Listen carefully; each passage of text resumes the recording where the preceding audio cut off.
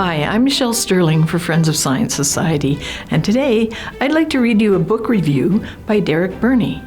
Paul MacRae's book, Through the Looking Glass, A Citizen's Do-It-Yourself Guide to Climate Science, is a meticulous repudiation of the pseudoscience that has driven the debate, nationally and internationally, on climate change or global warming for decades.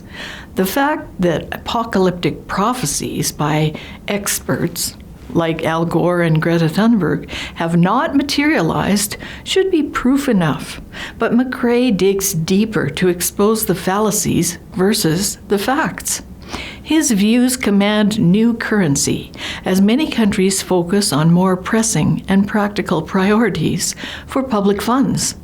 The science, as expressed in computer models and the likes, by regular sessions of the UN's IPCC, the Intergovernmental Panel on Climate Change, is not nearly as certain or settled, nor as scary as climate alarmists would have us believe. The actual data simply does not show an accelerated or catastrophic potential outcome from climate change. In Aristotle's terms, with a true view, all the data harmonize, but with a false one, they clash. The fact is that temperatures have mostly flatlined in the 21st century, and even in the last half of the 2000s. Carbon dioxide is not the culprit. In fact, it's essential to plant growth. In short, food. It's a fertilizer, not a pollutant, that helps green the planet, not the reverse. Efforts for net zero by 2050 are insane and will endanger not only food production, but also the livelihood of literally billions of people on the planet. For realists, the actual causes of climate change and occasional bouts of record heat stem from things like a massive Tonga undersea eruption that increased the amount of water vapor in the atmosphere by 10 to 15%, and the large El Niño current that just got up to speed in 2023, or any of a dozen natural weather causes that work together to create climate change.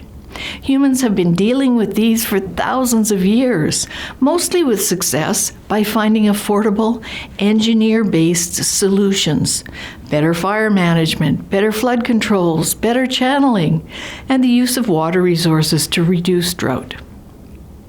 MacRae advocates practical, piecemeal engineering as solutions to global warming, tackling problems as they arise, as opposed to utopian social engineering. Realism rather than idealism should be the watchword for politicians, enabling societies to tackle concrete, not fanciful, miseries. Net zero targets would deliver a devastating 10% loss of GDP while reducing temperature by a trivial fraction of 1 degree Celsius. What politician anywhere could defend this equation? That's why virtually no countries are meeting their holier-than-thou commitments. China opens 2 or 3 coal mines each week while demanding that developed nations pay the full price for exercises in abject climate futility. Who wins in that equation? The major driver of the alarmist view is the United Nations. Secretaries General Ban Ki-moon and Antonio Guterres have separately described the world as boiling and the prospect as oblivion, or on a highway to hell with 1 foot on the pedal. So much for global diplomacy. Where is the rational discourse here?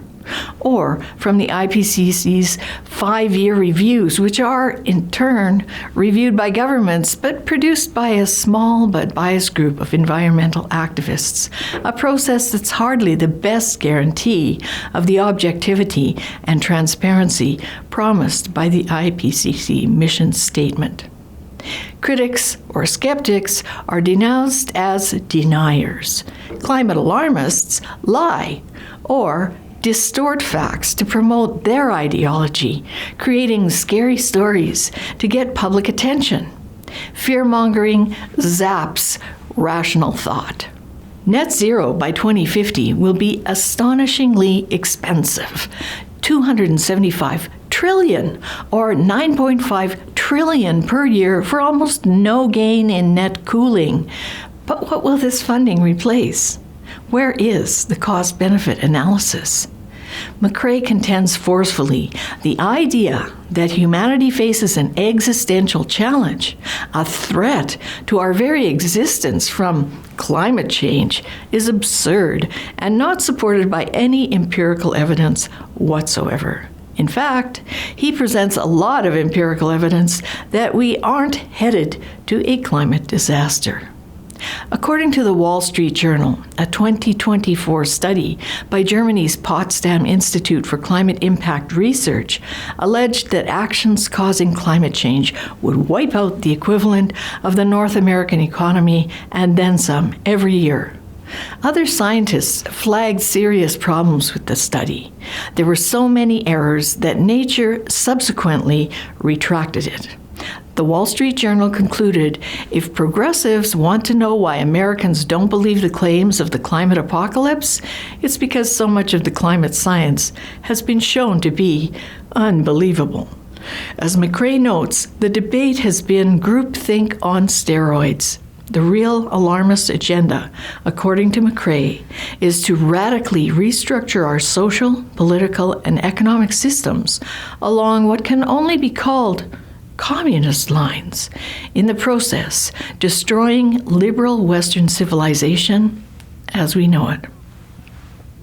Books like MacRae's, along with similar interventions by Bjorn Lomborg, Karl Popper, and Steve Koonin, the author of Unsettled: What Climate Science Tells Us and What It Doesn't, and Why It Matters, among others, are helping to rebalance the debate towards greater realism.